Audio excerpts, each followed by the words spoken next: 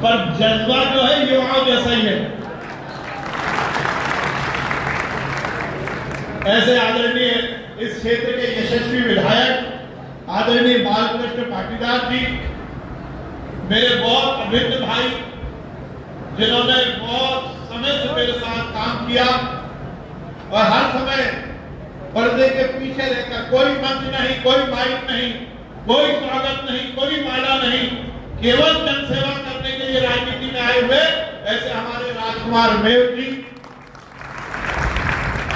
हमारे भाई जिन्होंने यात्रा कहीं और से शुरू की, देर आए पर दुरुस्त आए।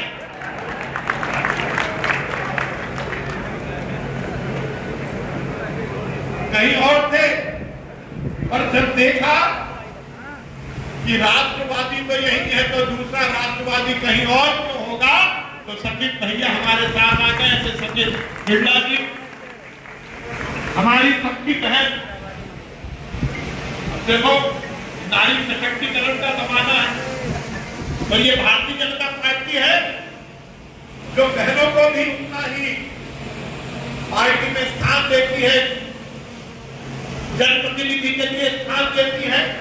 और अब तो हमारे यशस्वी प्रधानमंत्री नरेंद्र मोदी जी ने सुनिश्चित कर दिया है कि देश की सबसे बड़ी पंचायत लोकसभा में भी अब 33% बहनों का आरक्षण रहेगा। और उन बहनों का प्रतिनिधित्व करने वाली मेरी बहन नंदा ब्राह्मणे जी, एक बार जोरदार ताली जिलाध्यक्ष के लिए बनाइए। अभी बहन कह रही थी कि 2 बार रह गई, और मैं फिक्र मत करो, आज एडवांस में बोल रहा हूं, अगली विधायक जरूर बनूंगी। हमारी जिला पंचायत के अध्यक्ष बहन अनुबाई तंवर जी, बापू सिंह परिहार जी हमारे उपाध्यक्ष जी, छाया जोशी जी, हमारे भाई राकेश गुप्ता जी, अलका गजराज यादव जी, सुधा बहन, नंद किशोर जी, देम सिंह नार्वे जी, संतोषी भाई संतोष पवार जी, प्रेमलता बहन, महेंद्र जी, सरदार रावत जी, गंगाबाई मंडोई जी, अशोक डावर जी, संगीता केर सिंह जी, भूपेंद्र आर्य जी, आत्माराम पटेल जी, हितेंद्र सोलंकी जी, बाबूलाल महाजन जी। भैया इतने ही लिखे, बाकी बुरा मत मारना। मुझे जितने बोले हमारे राजेश भाई, जितने लिखे उतने ही, क्योंकि प्रभारी मंत्री को बहुत डर लगता है प्रभार के कार्यकर्ताओं से। हमारे जीतू भाई भी बैठे हुए, और मुझे जितने लिख के दी, अच्छा इसके पीछे भी है। अरे भाई धूल सिंह डावर जी, जमुना सिंह जी, विजय सिंह जी, दल सिंह सोलंकी जी, कल्याण अग्रवाल जी, राजेंद्र यादव जी, परशुराम जी, रणजीत सिंह जी, कैलाश पंडित जी, गजानन पाटीदार जी, राजेंद्र राठौर जी, दिनेश जायसवाल जी, नानी भाई पटेल जी, वीरेंद्र माले जी, मनोज जायसवाल जी, हमारे सभी विभागों के अधिकारीगण और यहाँ पर उपस्थित सभी खरगोन जिले के वो हमारे नागरिक, वो भारतीय जनता पार्टी के कार्यकर्ता जो विगत 3.5 घंटे से यहाँ पर बैठे हुए हमारा इंतजार कर रहे हैं। मैं आप सबको प्रणाम करता हूं, नमन करता हूं।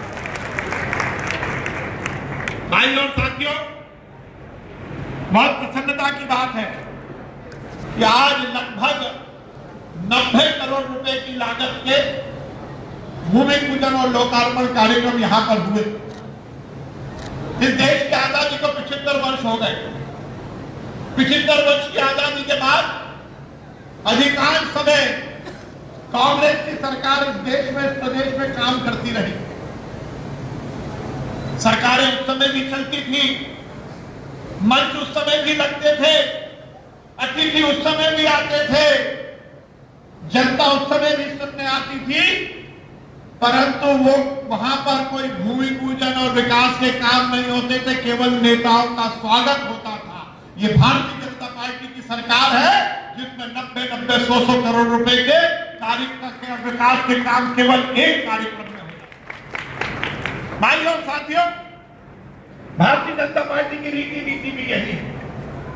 भारतीय जनता पार्टी का कोई भी कार्यकर्ता, वो किसी भी स्तर का हो, उसका लक्ष्य केवल और केवल विकास होता है, जनता का कल्याण होता है। यदि हम देश में देखें, अनेक राजनीतिक दल हैं, पर यदि भारतीय जनता पार्टी की सरकार किसी राज्य में या केंद्र में है तो आप देखेंगे कि हमारा लक्ष्य केवल और केवल विकास और कल्याण। मध्य प्रदेश में विगत 4 बार से भारतीय जनता पार्टी की सरकार, ये वही मध्य प्रदेश है जो दिग्विजय सिंह की सरकार के समय विकास राज्य माना जाता है। ये वही मध्य प्रदेश है जिस दिग्विजय सिंह के समय सबसे कम गति से विकास करने वाला राज्य था। मध्य प्रदेश की जनता ने हमें मौका दिया और आज हमें ताकत के साथ कहते हुए प्रसन्नता होती है कि देश में मध्य प्रदेश में विकास करने वाला कोई राज्य है तो वो भारतीय जनता पार्टी के नेतृत्व में मध्य प्रदेश। विकास के हमने नया आयाम स्थापित भारत साथियों, भारतीय जनता पार्टी ने लक्ष्य भी यही हम समाज करने करती व्यक्ति की सेवा करना। हम चाहते हैं कि देश इस प्रदेश में रहने वाला हर एक व्यक्ति वो कल्याण की योजना से जुड़े। इस देश प्रदेश का हर एक क्षेत्र विकास के नए आयाम स्थापित करे। इस देश में नरेंद्र मोदी जी के नेतृत्व में जो सरकार काम कर रही है वो लगातार इस प्रदेश में विकास और कल्याण के नए आयाम स्थापित कर रही है। ये वही देश है जब सोनिया मैडम इस देश की बागडोर संभालती थी। अब आप कहोगे प्रधानमंत्री तो थे मनमोहन सिंह, पर रिमोट को बहन जी के हाथ में उठ जा बैठ जा। पूरा देश हाहाकार मचा हुआ था, भ्रष्टाचार के आतंक में यह देश डूबा हुआ था, विकास नहीं था। और देश की जनता ने आदेश दिया और नरेंद्र मोदी जी यदि देश के प्रधानमंत्री बने तो उन्होंने विकास और कल्याण के नए आयाम स्थापित किए।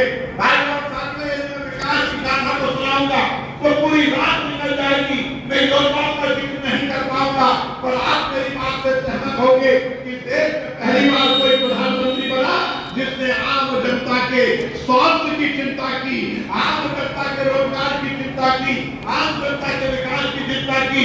कश्मीर से लेकर कन्याकुमारी, कर्नाटक से लेकर कटक तक ये देश एक हो जाए और इस देश में विकास की गंगा बहे। ये काम यदि किसी ने किया तो इस देश के यशस्वी प्रधानमंत्री नरेंद्र मोदी जी ने किया। और केवल यही नहीं, केवल विकास नहीं, नरेंद्र मोदी जी ने कहा कि विरासत भी और विकास भी।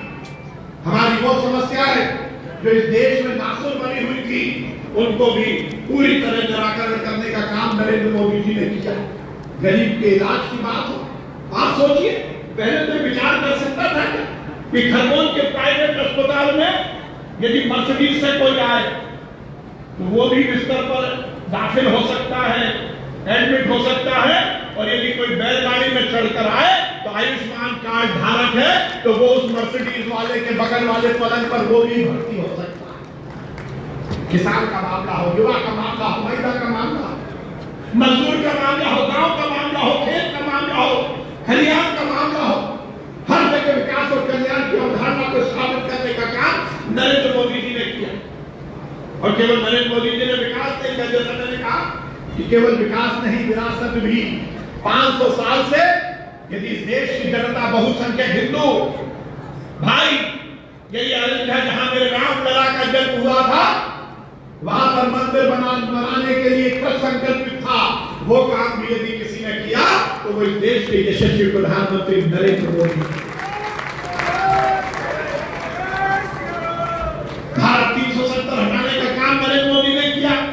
ट्रिपल तलाक हटाकर कुरीति को समाप्त करने का काम नरेंद्र मोदी ने किया। और आज 2 दिन पहले नरेंद्र मोदी जी ने इस देश में हर एक क्षेत्र में विकास, हर एक जाति को विकास से जोड़ने के लिए जातीय जनगणना की घोषणा भी की, जिससे इस देश में आमूल चूल परिवर्तन आने वाला है। भाई और साथी, नरेंद्र मोदी जी ने कहा कि देश में यदि विकास करना है तो यहाँ डबल इंजन की सरकार होनी चाहिए। केंद्र में भी वो सरकार हो, राज्य में भी वो सरकार हो जो एक ही गति से, एक ही विचार से, एक ही भावना से, एक ही गति से काम करे। और इसीलिए उन्होंने आह्वान किया कि यदि देश में भाजपा की सरकार है, प्रदेश में भी भाजपा की सरकार हो, विकास की गति और तेज बनेगी और डबल इंजन की सरकार को मूर्त रूप देने का काम जी ने किया और उसका परिणाम है कि आज हमने 90 करोड़ रुपए की लागत के यहाँ पर लोकार्पण और भूमि पूजन के कार्यक्रम, यहाँ पर लोक निर्माण का काम हो रहा है, यहाँ पर सिंचाई का काम हो रहा है। अभी बाल कृष्ण पाटीदार जी मुझसे कह रहे थे कि कोई पंचायत ऐसी नहीं होगी जिसमें 25-50 फोर व्हीलर ना, ये समृद्धि का परिचय है। हमें लगता है कि ये यदि सब कुछ हुआ है तो ये भारतीय जनता पार्टी की सरकार की नीति के कारण हुआ है। इस मध्य प्रदेश में तेज गति से विकास हो रहा है। हम कटिबद्ध हैं मध्य प्रदेश की आबोहवा को बदलने के लिए, हम कटिबद्ध हैं मध्य प्रदेश में विकास के नए आयाम स्थापित करने के लिए। मुझे प्रसन्नता है कि खरगोन जिले में भी लगातार हम विकास के काम कर रहे हैं। अभी हमने विकास कार्यों की समीक्षा की, हमारे सभी सांसद, सभी विधायक, हमारी जिला अध्यक्ष उसमें उपस्थित थी। हमने यही निर्देश दिया है कि अब खरगोन में हम रोजगार के नए अवसर सृजित करेंगे। हम ये सुनिश्चित करेंगे कि खरगोन जिले में कोई भी गांव ऐसा नहीं रहे जिसमें पेयजल की दिक्कत हो। हम ये सुनिश्चित करेंगे कि हमारे जल जीवन मिशन की जो योजनाएं हैं हम उनको मूर्त रूप दें, जमीन पर उतारे। हम ये सुनिश्चित करने वाले हैं कि हम रोजगार के नए अवसर सृजित करेंगे, कृषि को नया आयाम देंगे। हम हर तरह से विकास के काम को यहाँ पे खरगोन जिले में स्थापित करने वाले हैं। भाइयों और साथियों, भारतीय जनता पार्टी कटिबद्ध है लगातार विकास और कल्याण के।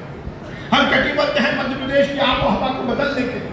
बस जरूरत यह है कि आप सबका हमें मार्गदर्शन मिले, इसी तरह सहयोग मिलता है। इस देश के हालात में हम सबको जगना भी पड़ेगा। हमें यह सुनिश्चित करना पड़ेगा कि इस देश की एकता, अस्मिता को भी हमें कायम रखना है। विगत दिनों पहलगाम में जो पाकिस्तान द्वारा आतंकी हमला हुआ, उसके बाद ये देश पूरी तरह संकल्पित है कि पाकिस्तान को हमें नेस्तनाबूद करना है।